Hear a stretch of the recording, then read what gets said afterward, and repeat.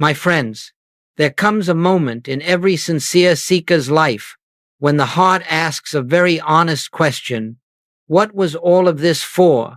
What was the purpose of the long nights, the unanswered prayers, the quiet suffering that no one else knew about? And it is here that I must gently invite you to re-examine the very foundation of what you have called faithfulness. You see, for centuries, humanity has believed that faithfulness means holding on just long enough so that perhaps at some future time, God will reward you for your endurance. Yet I tell you this day, not as a theological argument, but as spiritual fact, God does not withhold anything from his own offspring. The belief that your suffering is some sort of spiritual test, the belief that God is waiting to see how much you can endure before he decides to bless you, this is part of the illusion that has kept humanity in darkness far longer than necessary. Your faithfulness in the difficult season was never about earning anything. It was not an examination, not a heavenly probation, not a measuring of worth. Your faithfulness was the movement of your consciousness toward the recognition of God's presence within you, even when all outward appearances insisted that you were alone. Somewhere in the depth of your being, beneath the fear, beneath the confusion, beneath the exhaustion, something in you refused to accept separation as truth. And that was faithfulness, not the endurance of pain, but the quiet insistence of the soul that God must be closer than the problem suggests. So today I wish to reveal something that may feel surprising, yet it is the very essence of spiritual awakening. The reward for your faithfulness is not something God gives later. It is the clarity that is dawning within you now. The reward is recognition. The reward is the lifting of the veil. The reward is the quiet inner certainty that you are not a struggling human trying to reach God, but God's spiritual child in whom the fullness of divine life has always dwelt. You see, your suffering did not earn you anything. It merely dissolved a false identity that never belonged to you in the first place. And now, as the mist begins to clear, you are discovering what has been true from the beginning. God is, and you exist in God's presence, not as a beggar at the door, but as offspring of the infinite. This is where our journey begins. Let us look gently and honestly at that season of your life in which you felt weakest, because it is there, precisely there, that something beautiful was occurring beneath the surface, beyond your awareness, and entirely independent of your human strength.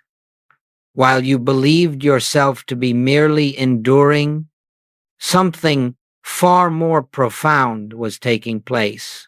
You see, spiritual growth rarely announces itself with comfort. It rarely identifies itself through ease.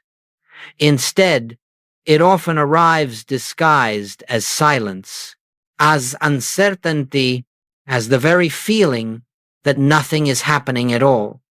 But I assure you, my friends, during those moments when you felt most abandoned, the roots of spiritual identity were quietly deepening within you. Now, I want you to understand something clearly. God never withdraws.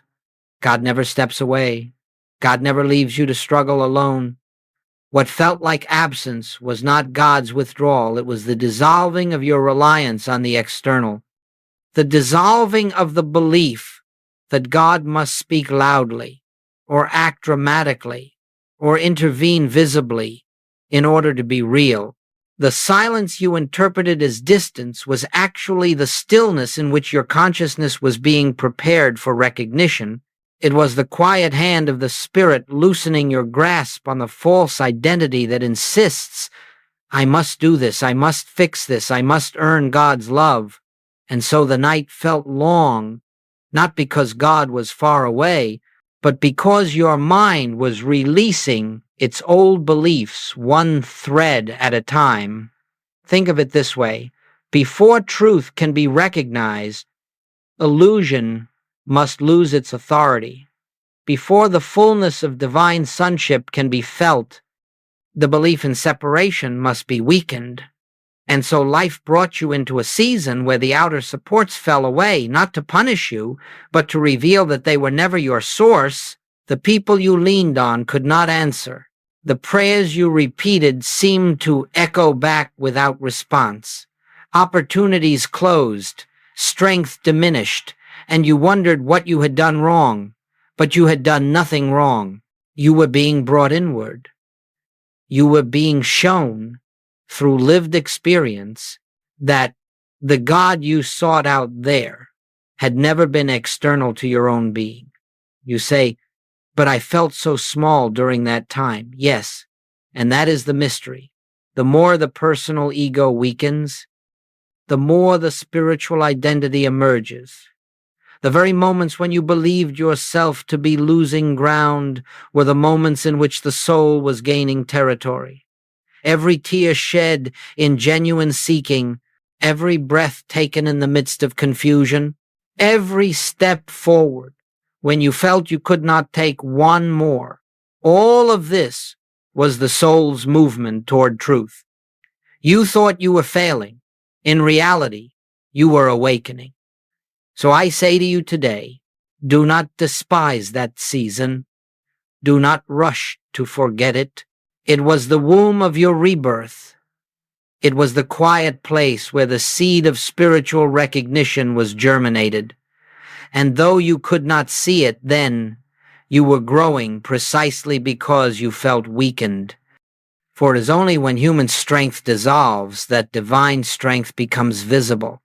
Only when false identity crumbles that true identity reveals itself as the very life you are. This is the hidden journey you walked, even if you did not know it. Now, as we move deeper into this message, let us face something that human consciousness resists with great intensity. The true reward of your faithfulness is not measured in changed circumstances, but in changed identity. This is so essential that if you grasp only this one truth today, your entire spiritual journey will take on a new dimension. For the mind has been conditioned for centuries to believe that God's blessings come in the form of better situations, improved finances, restored relationships, relief from suffering, answers to prayers. And while these things may indeed appear as the outward expression of spiritual harmony, they are not the essence of the reward. They are the shadows cast by inner awakening. They are the footprints left behind when consciousness moves forward.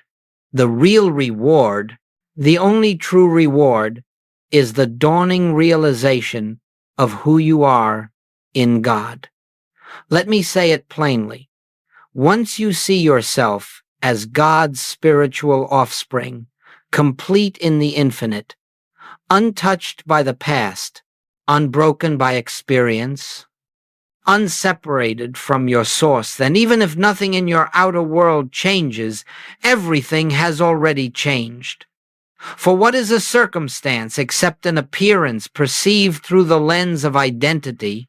If the lens remains clouded with fear, guilt, or unworthiness, then even favorable events will be interpreted through insecurity. But if the lens is cleared, if you stand in the awareness that your life is the expression of God's life, then even difficult appearances pass through your consciousness without shaking your foundation. Human consciousness says, my circumstances must improve before I feel secure. Spiritual consciousness says, my security is established in God, and the circumstances will conform to that knowing. You see, the external world does not bring you peace. External answers do not bring you certainty.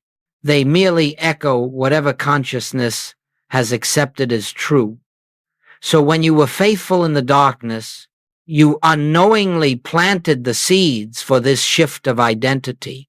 What appears now as a reward is not God finally deciding to bless you. It is you finally becoming able to recognize what has been true all along. The reward is not something added to you. It is something revealed within you. Think of the sun hidden behind clouds. When the clouds part, we do not say the sun has returned. No, the sun was always present. Only our vision was obstructed. In the same way, when consciousness shifts from human identity to spiritual identity, we do not say, God has rewarded me. We say, I can finally see, and once you can see, once you know yourself as God's child rather than a struggling mortal, every event in your life begins to take on new meaning. Challenges do not crush you. Delays do not discourage you. Even the unanswered prayer loses its sting because you understand that God's presence is not expressed through outcomes but through the truth of your being. So let this be clear. The great reward of faithfulness is recognition. Recognition of what? Recognition of your unity with God. Recognition that you are not living for God's approval, you are living out of God's fullness. Recognition that your life is not a journey toward divine favor, it is the unfolding of divine identity. When this recognition takes root, peace arises without cause, gratitude flows without reason, and trust becomes effortless, not because your circumstances have improved, but because you have awakened. This is the true reward. The rest will follow as naturally as the tide follows the moon. Now let us address with compassion and clarity the central obstacle that prevented you from recognizing your true identity during those darker seasons. It is something almost universal, something inherited from centuries of religious conditioning, and something so subtle that most never question it. It is what I call sinner consciousness, the deeply rooted belief that you are fundamentally flawed, spiritually defective, and in need of earning your way back into God's good graces. And as long as this belief holds authority in your mind, you cannot feel like God's child, no matter how many scriptures you read, no matter how earnestly you pray, no matter how long you endure. Understand this. You never lost your spiritual identity. You did not stop being God's offspring. But sinner consciousness made you feel separated from the very source that has never been absent. It placed a veil between your awareness and your reality.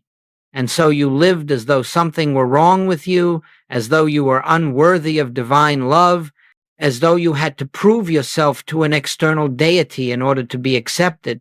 But this belief, my friends, is an illusion, and like every illusion, it collapses the moment truth is recognized. You see, the belief in sin as identity, not as action, but as identity, is the greatest misunderstanding humanity has ever embraced. Mistakes, errors, harmful deeds. These are human experiences, yes, but they do not define the spiritual essence of the individual. They belong to the realm of appearance, not the realm of being. Your true identity is established by God, not by your behavior. And what God establishes, no human action has the power to undo. Sinner consciousness whispers, you must be forgiven. Spiritual consciousness declares, you were never condemned. Sinner consciousness says, God is disappointed in you. Spiritual consciousness reveals, God knows you only as his own expression. Sinner consciousness makes you beg. Spiritual consciousness invites you to recognize, during your difficult season, you could not feel the truth of your identity, because guilt was standing as the intermediary between you and God. Not real guilt, not divine judgment, but psychological guilt, human guilt, inherited guilt. The kind of guilt that conditions the mind to see itself as unworthy of love, unworthy of joy, unworthy of the presence that is already within. Hear this clearly. Guilt is not a spiritual quality. It is a mental construct born of the belief in separation. And as long as you carry guilt as identity, you cannot feel the peace of being God's child, even though you are God's child. The truth you could not feel was not absent. It was overshadowed by an identity that did not belong to you. So understand, the reason you struggled to sense divine nearness was not because God had withdrawn, but because you were viewing yourself through the lens of unworthiness. And when you view yourself as unworthy, you assume God must see you the same way. But this is the central illusion. God does not see through human eyes. God beholds you through divine truth. God beholds you as whole, not broken, as complete, not lacking, as spiritual, not sinful.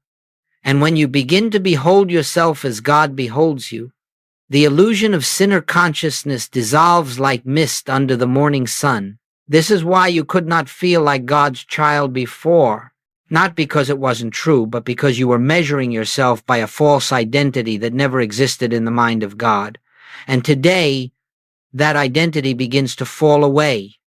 There comes a moment in the life of every sincere seeker, perhaps slowly, perhaps suddenly, when something within begins to shift. It is not dramatic. It does not announce itself with thunder or wind. It arrives quietly, like dawn, breaking through the smallest crack in the horizon. And if you are not attentive, you may mistake it for nothing at all. But I tell you, this moment is the turning point of your entire spiritual journey. It is the moment when faithfulness ripens into recognition. Up to this point, your faithfulness may have felt like endurance. You prayed, you waited, you held on. Even when you felt empty, you stayed present even when God felt silent. But there is a difference between faithfulness rooted in hope and faithfulness rooted in recognition. Hope says, perhaps one day God will come. Recognition says, God is already here and has never been absent. This turning point is the instant when the soul realizes that all the seeking outward, all the reaching toward a distant God, all the effort to please or persuade or perform, none of it was necessary. The presence you longed for was the very substance of your own being. The voice you strained to hear was the sound of your own true identity. The peace you prayed for was already within you, awaiting only your awareness. You see, there is a moment when the soul ceases striving and begins beholding. It is as though the inner eye finally opens and sees the ineffable truth. I and the Father are one, not someday, not after purification, not after spiritual achievement, but eternally, factually, immutably one. And this realization does not come because you prayed hard enough or waited long enough. It comes because the ego, exhausted from its own efforts, finally relaxes and allows the truth to reveal itself. At this turning point, faith takes on a new meaning. It is no longer a desperate clinging to promises. It becomes a restful assurance in what already is. You stop asking, when will God act? And instead you begin to recognize God is the very life living me. You stop bargaining with heaven and instead acknowledge heaven as the present condition of your being. You stop seeing yourself as a seeker searching for God and begin seeing yourself as the expression through which God reveals himself.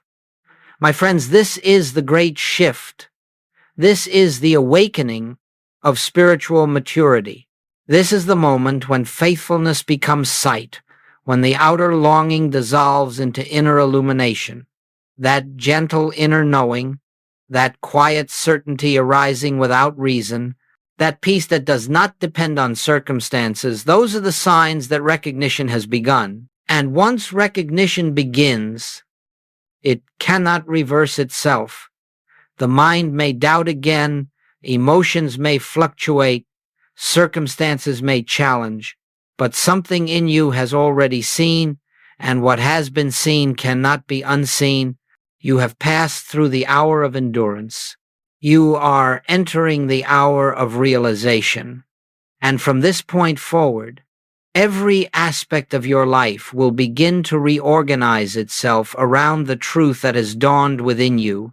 You are God's spiritual offspring, and your unity with the infinite is the foundation of every experience yet to unfold.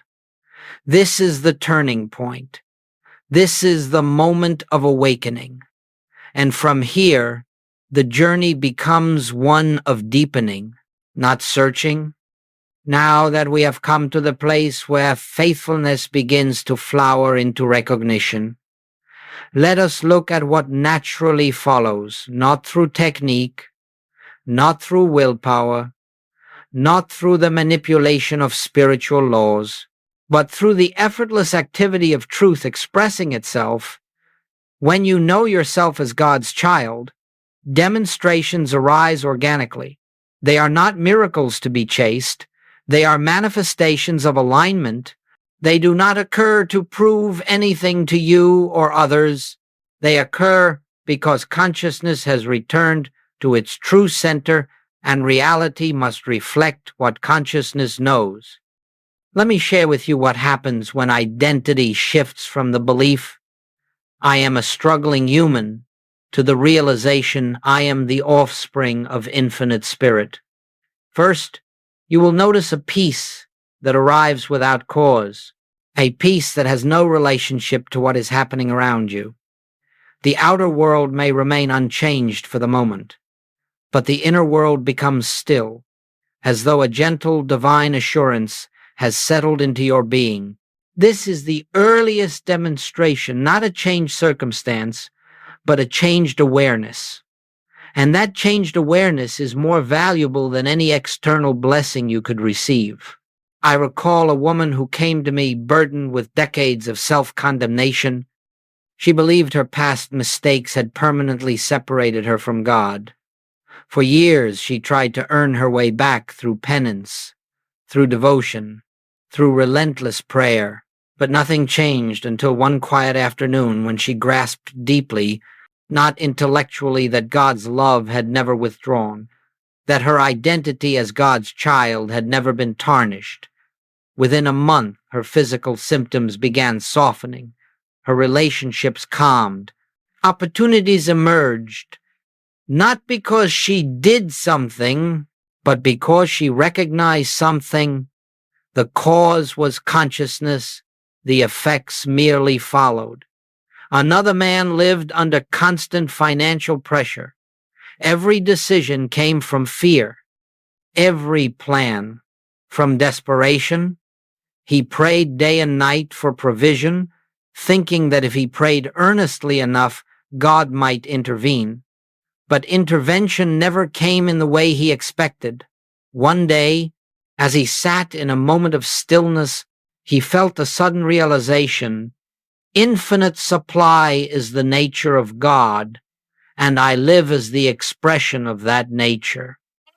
That recognition dissolved the inner belief in lack, and as the inner belief dissolved, his external circumstances quietly reorganized themselves. A new opportunity appeared, a debt unexpectedly resolved, ideas flowed that he had never considered before. His financial healing was not the reward of prayer, it was the demonstration of consciousness, recognizing its source. And there was the teacher who constantly battled anxiety about her worth, always afraid of disappointing others. She pushed herself to exhaustion, believing her value depended on flawless performance. Yet the moment she recognized her identity as God's expression, not a personality striving to succeed, but a divine idea unfolding, her anxiety began to dissolve. Her work improved, not through pressure, but through peace. Her presence uplifted her students because she no longer needed validation from them. Her demonstration was not a new skill, it was a new consciousness. Hear me clearly. Every demonstration in your life will follow this same pattern. Not effort, recognition, not fear, identity, not striving, rest, not outer achievement, inner realization. And the demonstrations you experience may vary. A sense of peace where turmoil once ruled, clarity replacing confusion, opportunities appearing without strain, healing emerging gradually or swiftly, relationships harmonizing through your changed inner vision, decisions becoming effortless because they arise from intuition rather than fear. But in every case, the source is the same. Truth recognized becomes truth demonstrated. When you know you are God's child, the world cannot treat you as anything less. When you know you are whole, life cannot reflect fragmentation. When you know you are complete, circumstances cannot convince you of lack. This is not metaphysics. It is spiritual reality expressed through consciousness. So I say to you, do not look for demonstrations. Look for truth. The demonstrations will follow as naturally as flowers follow spring. Now that we've spoken of demonstrations, let us turn gently towards something even more essential: how to live in the daily awareness of your true identity. For this truth we speak of is not meant to be glimpsed for a moment and then forgotten. It is meant to become the atmosphere in which you live, move, and have your being. But understand this clearly. Living from God-child consciousness is not another discipline to master, nor another spiritual achievement to pursue. It is, instead, the quiet and continual returning to what is already true. Let us begin with something simple. Before you take a single step into your day, before you speak, before you plan, before you respond, pause for a moment and recognize God is the life I am. Not God with me, not God helping me, not God guiding me from afar, but God is the very consciousness by which I see, think, breathe, and exist. This one recognition, held even for a few seconds, shifts the entire foundation from which your thoughts and actions arise. You are no longer a human being trying to connect with God. You are the transparency through which God expresses himself throughout your day. Pause often. Do not wait for long periods of silence or perfect conditions. A moment, a breath is enough. Turn inward and acknowledge there is only one presence here, and that presence is my true identity. This is not affirmation, it is recognition. You are not trying to make something true. You are acknowledging what is eternally true. When challenges arise, do not rush into problem solving. Do not meet fear with effort. Instead, step back inwardly and remember, this appearance does not change my identity as God's child. You see, appearances have power only when they shape your sense of self. A problem seems overwhelming only when it convinces you that you are small, vulnerable, separate. The moment you return to recognition, the appearance loses its authority. It may still need practical attention, but you will approach it with the calm assurance of one who knows they stand in divine completeness. Now let us speak of meditation. For Goldsmith taught the highest form of meditation is not thought but silence. Sit quietly, without words, without striving, without intention. Allow yourself to be present in simple awareness, not seeking God, but resting in the truth that God is the very awareness by which you rest. There is nothing to achieve in this stillness, nothing to force, nothing to produce. You are simply placing yourself in the receptive state where truth can reveal itself. Wordless awareness is the doorway through which the infinite communicates without sound. As you practice this, you will find that insights arise naturally. Solutions appear without strain. Guidance comes without effort. This is not because you have become more spiritual, but because you have ceased interfering with the activity of God already within you. Let daily life become your spiritual classroom. When you speak to another person, silently remember, the same divine life that animates me animates them. When you feel fear, return to the truth. Fear cannot exist where God is, and God is the very essence of my being. When you feel lack, acknowledge, infinite supply expresses itself through me, not toward me. When you feel unworthy, rest in this: my worth is established by the one who created me. These recognitions, practiced gently and consistently, do not make you spiritual. They make you aware of the spirituality that has always been your essence. And as awareness stabilizes, your entire life, your decisions, your relationships, your responses begins to flow from a different center. You live from peace, not toward it. You live from abundance, not toward it. You live from identity, not in search of identity. In this way, daily life becomes not a struggle to maintain spiritual truth, but a continual unfolding of what you already are. Now we come to the natural unfolding of everything you have endured, everything you have recognized, everything that has been quietly shaping you beneath the surface.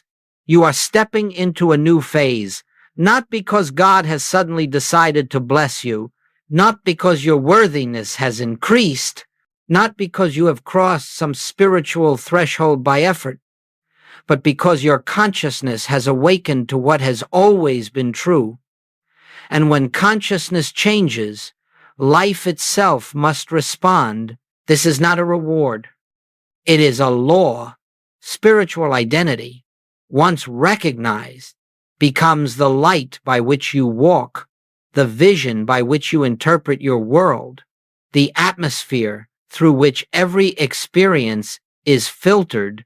Let me tell you what your faithfulness has prepared you for. It has prepared you to live without fear of appearances.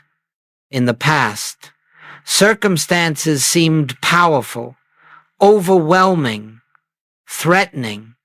They dictated your emotional state, your decisions, your sense of self. But now you see that appearances are only forms arising from the level of consciousness that perceives them.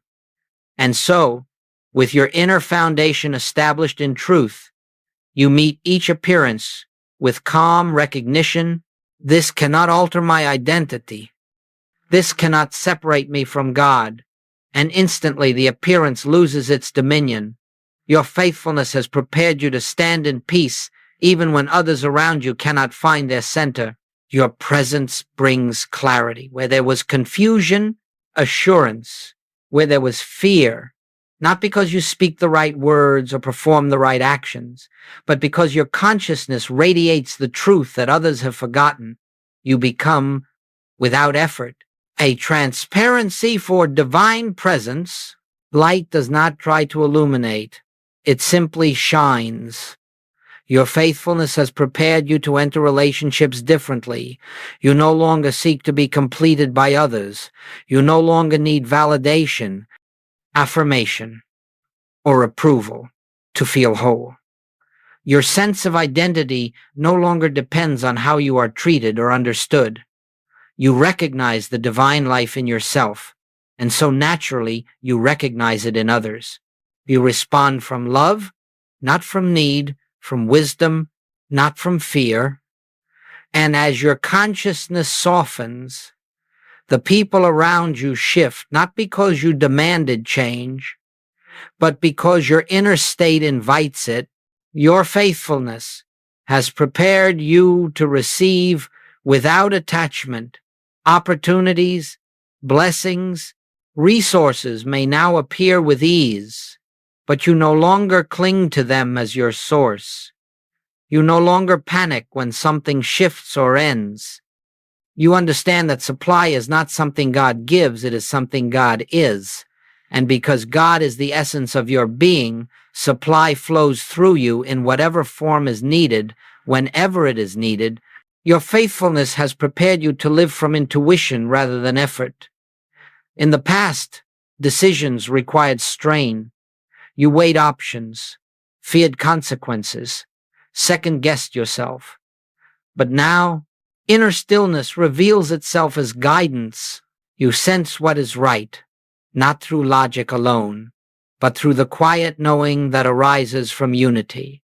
Intuition becomes the voice of God expressing through your consciousness, and you find that following this inner direction brings harmony without struggle.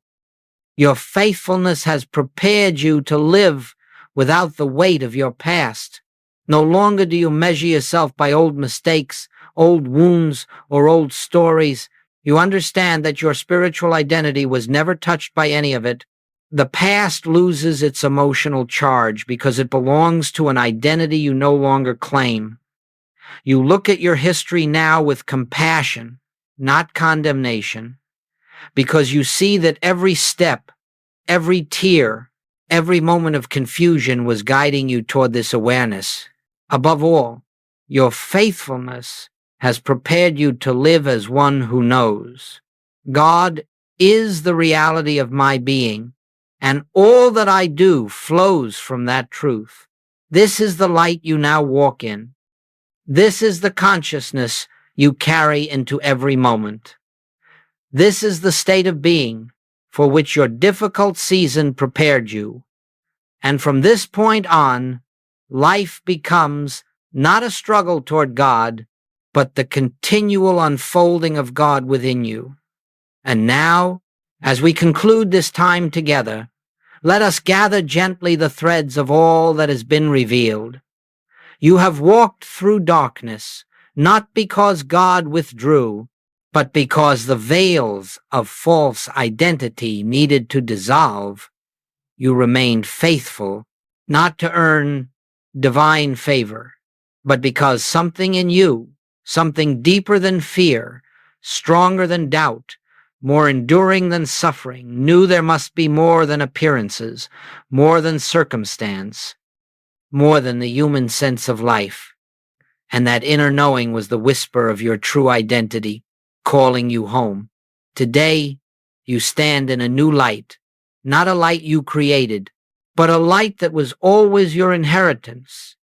You are beginning to see yourself not as a seeker, not as a sinner, not as a struggler, but as God's spiritual offspring, whole, complete, unseparated, unbroken, eternal.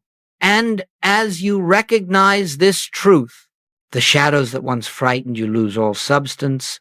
Fear cannot cling to one who knows their unity with the infinite. Guilt cannot imprison one who recognizes that nothing in their past has ever changed the truth of their being.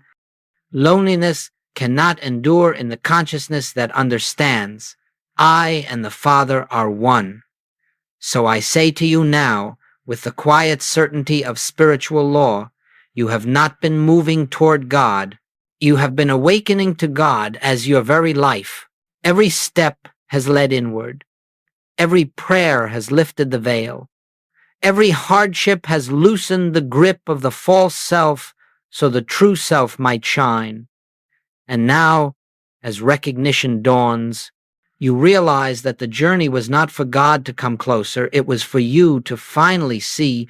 Carry this recognition into your moments, into the silence of early morning, into the conversations of your day, into the decisions you make and the challenges you face. Let this truth go ahead of you. I am God's child, and nothing can alter what God created. When fear whispers, return to recognition. When doubt arises, return to recognition. When old habits attempt to reclaim your attention, return to recognition, not with force, not with struggle, but with the gentle understanding that truth is not something you maintain, it is something you allow to be revealed. My friends, The work of this path is simple.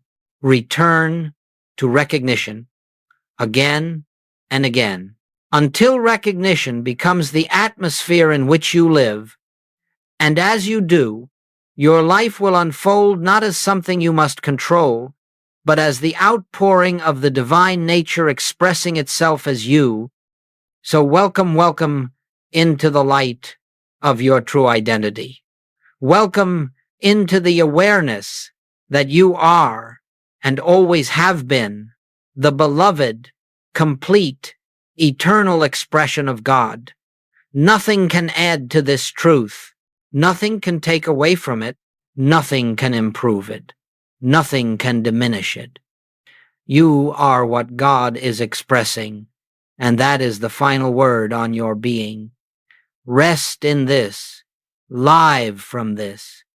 Let this truth guide you gently into every tomorrow.